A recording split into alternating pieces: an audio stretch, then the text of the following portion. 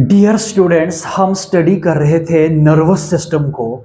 तो nervous system के अंदर हाईली स्पेशलाइज्ड सेल्स है जिसको हम कहते हैं न्यूरॉन्स। न्यूरॉन्स क्या है? ये स्ट्रक्चरल और फंक्शनल यूनिट है नर्वस सिस्टम का। तो नर्वस सिस्टम के अंदर जो फंक्शन कैरी करता है वो न्यूरॉन्स करता है। और न्यूरॉन्स का इंपॉर्टेंट रोल रहता है किसमें? नर्वस सिस्टम में। तो नर्वस सिस्टम में न्यूरॉन सेल्स भी है और न्यूरोगेलियल सेल्स भी है। ये हम डिस्कस करेंगे आज के इस लेक्चर में। तो लास्ट के लेक्चर में हमने डिस्कस किया था structural classifications of neurons. Now आज हम स्टडी करेंगे functional classification of neurons on the basis of functions. On the basis of functions of neurons, neurons are classified into two types. The first is motor neurons and the second is sensory neurons. जो ये motor neurons है इसको हम कहते हैं efferent neurons, और जो sensory neurons है इसको हम कहते हैं efferent neurons.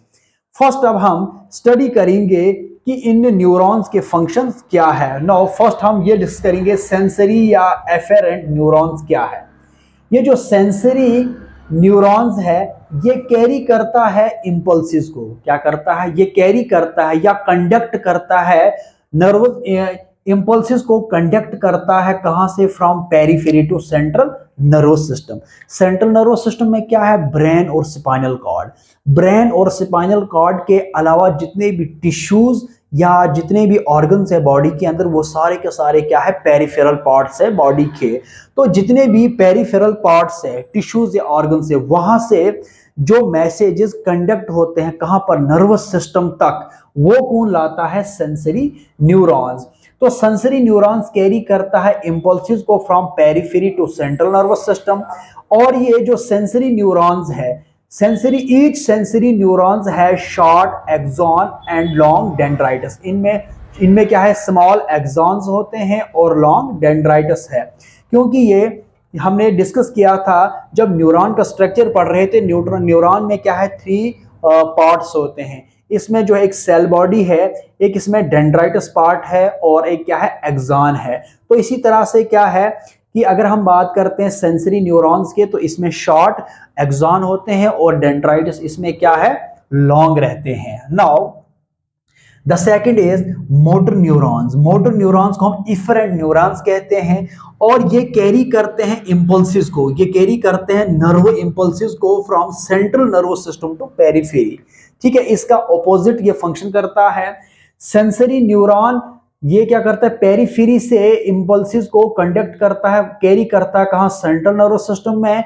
और ये जो मोटर न्यूरॉन्स है ये इंपल्सिस को कैरी करता है कहां से? From central nervous system to periphery. But in case of motor neurons इनमें क्या है? लॉन्ग एक्सॉन है और इसमें शॉर्ट डेंड्राइटस होते हैं। तो इस तरह से क्या है? ये मोटर न्यूरॉन्स और सेंसरी न्यूरॉन्स है। मोटर न्यूरॉन्स और सेंसरी न्यूरॉन्स के अलावा एक और न्यूरॉन्स होते हैं हमारे इस नर्वस सिस्टम है जिसको हम क्या कहते हैं? Inter neurons. क्या कहते हैं उसको हम? इंटर न्यूरॉन्स, या उसको हम क्या कह सकते हैं? Association neurons. ठीक है, मोटर न्यूरॉन्स और सेंसरी न्यूरॉन्स के अलावा नर्वस सिस्टम में और एक किस्म का न्यूरॉन्स है जिसको हम कहते हैं इंटर न्यूरॉन्स या एसोसिएशन न्यूरॉन्स। 99% जो न्यूरॉन्स इस नर्वस सिस्टम में जो होते हैं वो क्या है? इंटर न्यूरॉन्स है। क्या है? इंटर न्यूरॉन्स है। ये इंटर न्यूरॉन्स क्या है? ये इंटर न्यूरॉन्स एक कनेक्टिंग लिंक है between the motor neurons and sensory neurons. यहां पर आप जरा कंसंट्रेट कीजिए कि देखिए ये सेंट्रल नर्वस सिस्टम है। क्या है ये? ये सेंट्रल नर्वस सिस्टम है और इस सेंट्रल नर्वस सिस्टम में क्या है? इंटर न्यूरॉन्स है। क्या है ये सेंट्रल नर्वस सिस्टम है, ब्रेन और स्पाइनल कॉर्ड, और इनमें क्या होता है? इंटर न्यूरॉन्स है या एसोसिएशन न्यूरॉन्स है। अब यहां से किस तरह से जो इंपल्सेस हैं वो कंडक्ट होते हैं, किस तरह से नर्व इंपल्सेस यहां पर कंडक्ट होते हैं, और इसमें सेंसरी न्यूरॉन का फंक्शन क्या रहता है और इसमें मोटर नर्व का क्या रोल रहता है। देखिए, अगर ये सेंट्रल नर्वस सिस्टम है तो सेंट्रल नर्वस सिस्टम में क्या है, इंटर न्यूरॉन्स है। तो इन न्यूरॉन्स के साथ ये सेंसरी न्यूरॉन्स क्या करते हैं, इनके साथ बाइंड करते हैं, इनके साथ कंबाइन हो जाते हैं, मिल जाते हैं, जुड़ जाते हैं।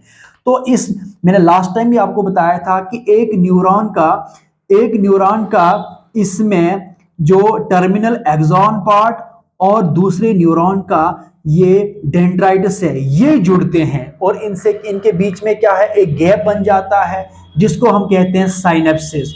और इसी इसी साइनेप्सिस से क्या करते हैं, दो न्यूरॉन्स आपस में जुड़ते हैं, जहां से एक न्यूरॉन कंडक्ट करता है किसको, इंपल्सिस को, किसमें, दूसरे न्यूरॉन्स में। तो देखिए, ये एफरेंट न्यूरॉन्स है या इसको हम कहते हैं सेंसरी न्यूरॉन्स। ये सेंसरी रिसेप्टर्स है, क्या है, सेंसरी रिसेप्टर्स है। और ये टिश्यूज और जो ऑर्गन्स है, ये जो पेरिफेरल पार्ट्स है हमारी बॉडी के अंदर, वहां से ये कंडक्ट करता है किसको, इंपल्सिस को। वहां से क्या करता, कंडक्ट करता है ये नर्व इंपल्सिस को, और कहां पहुंचा देता है, सेंट्रल नर्वस सिस्टम में। कौन, सेंसरी न्यूरॉन, किसके जरिए से, सेंसरी रिसेप्टर के जरिए से कहां पर कैरी करता है, सेंट्रल नर्वस सिस्टम में। फिर सेंट्रल नर्वस सिस्टम में इंटर न्यूरॉन्स है। फिर ये न्यूरॉन्स किसके साथ जुड़ जाता है, मोटर न्यूरॉन के साथ।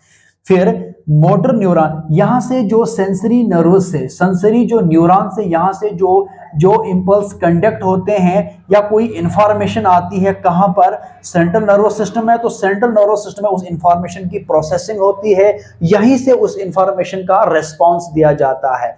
फिर इंटर जो न्यूरॉन्स है, फिर ये वाले जो ये टर्मिनल जो एक्सॉन्स है, फिर किसके साथ जुड़ जाते हैं, जो मोटर न्यूरॉन्स के यहाँ पर डेंड्राइटिक पार्ट है, इसके साथ जुड़ जाता है। क्योंकि क्योंकि यहाँ पर जो टर्मिनल जो एक्सॉन्स है, क्या है, जो टर्मिनल एक्सॉन्स है, या इसको यहाँ पर कह सकते हैं हम या कहते हैं साइनेप्टिक नॉब कहते हैं। क्या कहते हैं, जो साइनॉप्सिस की यहाँ फॉर्मेशन होती है, जो साइनेप्टिक नॉब्स है, इसमें सिक्रेटरी वेसिकल्स है, जहां से न्यूरोट्रांसमीटर की सिक्रेशन होती है, जो एक न्यूरॉन से दूसरे न्यूरॉन्स में क्या होते हैं, ट्रांसफर होते हैं या ट्रांसपोर्ट होते हैं, जो फिर एक इफेक्टर ऑर्गन तक पहुंचकर अपना रिस्पॉन्स देता है। तो इसी सेंसरी रिसेप्टर से, सेंसरी न्यूरॉन से यहाँ पर मैसेज आती है, कहां से, टिश्यू से या ऑर्गन से, कहां, सेंट्रल नर्वस सिस्टम में। फिर सेंट्रल नर्वस सिस्टम में इंटर न्यूरॉन से, यहां से ये फिर मोटर जो या इफरेंट न्यूरॉन के साथ जुड़ जाता है, फिर यहां से ये रिस्पॉन्स करता है किसमें, इफेक्टर ऑर्गन्स में। तो इसी तरह से कि ये इंपल्सिस को कैरी करते हैं periphery to central nervous system and central nervous system to periphery. तो इस तरह से ये कॉन्डक्ट करते हैं किसको, नर्व इंपल्सिस को। तो याद रखिए कि मोटर न्यूरॉन्स और सेंसरी न्यूरॉन्स के अलावा इंटर न्यूरॉन्स से जो कनेक्टिंग लिंक है between the motor neurons and sensory neurons, ये इंटर न्यूरॉन्स है, ये एसोसिएशन न्यूरॉन्स है, जो किसके साथ जुड़ जाते हैं, पेरिफेरल न्यूरॉन के साथ। ठीक है, जितने भी पेरिफेरल नर्वस सिस्टम है, तो ये central nervous system peripheral nervous system के साथ, इन्हीं न्यूरॉन के साथ जुड़ते हैं और कंडक्ट करते हैं किसको, नर्व इंपल्सिस को। तो ये है न्यूरॉन्स के फंक्शनल क्लासिफिकेशन जो अभी हमने डिस्कस किया है। अब हम स्टडी करते हैं ये न्यूरोगेलिया क्या है या गेलियल सेल्स क्या है। हमारे नर्वस सिस्टम में जो है टू टाइप्स ऑफ सेल्स मौजूद है, एक इसमें न्यूरॉन्स है या नर्व सेल्स है, या इसमें क्या कहते हैं, एक न्यूरोगेलियल सेल्स है। क्या है, न्यूरोगेलिया या गेलियल सेल्स है। तो इन न्यूरोगेलियल सेल्स और इस न्यूरॉन सेल से ही ये नर्वस सिस्टम बनता है, और इसी नर्वस सिस्टम के अंदर न्यूरोगेलिया ही फंक्शन कैरी करते हैं और न्यूरॉन्स भी फंक्शन कैरी करते हैं। बट न्यूरॉन्स और न्यूरोगेलियल सेल में बहुत ही डिफरेंसेस है। न्यूरॉन्स क्या आकर ये कंडक्ट करता है इंपल्सिस को, बट जो न्यूरोगेलिया है ये इंपल्सिस को कंडक्ट नहीं करते हैं। न्यूरॉन सेल फर्दर डिवाइड नहीं रहते हैं, ये जो न्यूरॉन सेल्स है ये फर्दर डिवाइड नहीं करते हैं, और जो न्यूरोगेलियल सेल है ये मल्टीप्लाई होते हैं। इनके अंदर वो एबिलिटी है कि ये मल्टीप्लाई होते हैं। कब, जबकि किसी पॉट में जब किसी ब्रेन में या किसी जगह पे अगर किसी तरह का कोई इंजरी होती है या इन्फेक्शंस होती है, तो इसमें क्या होता है, फिर ये न्यूरोग्लियल सेल क्या करते हैं, ये मल्टीप्लाई होते हैं और फिल करते हैं उन स्पेसेस को जो ऑक्युपाइड रहते हैं किससे, न्यूरॉन सेल से। तो याद रखें कि जो न्यूरॉन्स है ये कंडक्ट करता है नर्व इंपल्सिस को, और न्यूरोग्लिया कंडक्ट नहीं करते नर्व इंपल्सिस को, बल्कि न्यूरोग्लिया या ग्लियल सेल को हम क्या कहते हैं, supporting sales of the nervous system. ये क्या है, ये सपोर्टिंग सेल्स है नर्वस सिस्टम के। They do not conduct impulses and can divide in the mature nervous system में, ये मैच्योर नर्वस सिस्टम में डिवाइड करते हैं। अब जो न्यूरोग्लिया जो ग्लियल सेल है इसके जो है टाइप्स पढ़ेंगे हम। जो टाइप्स है किसके, ग्लियल सेल्स के, क्या क्या है, एस्ट्रोसाइट्स, ओलिगोडेंड्रोसाइट्स, माइक्रोग्लिया या स्वान सेल, या इसके अलावा सैटेलाइट सेल्स भी जो है ये इस ग्लियल सेल्स के टाइप्स हैं। देखो एस्ट्रोसाइट्स क्या है, एस्ट्रोसाइट्स एक लार्जेस्ट सेल्स है, ये मोस्ट अबंडेंट सेल है किसमें, नर्वस सिस्टम में। तो एस्ट्रोसाइट सेल ये लार्जेस्ट सेल्स है और इसके फंक्शन क्या है, ये ट्रांसफर करता है न्यूट्रिएंट्स को from blood to the neurons.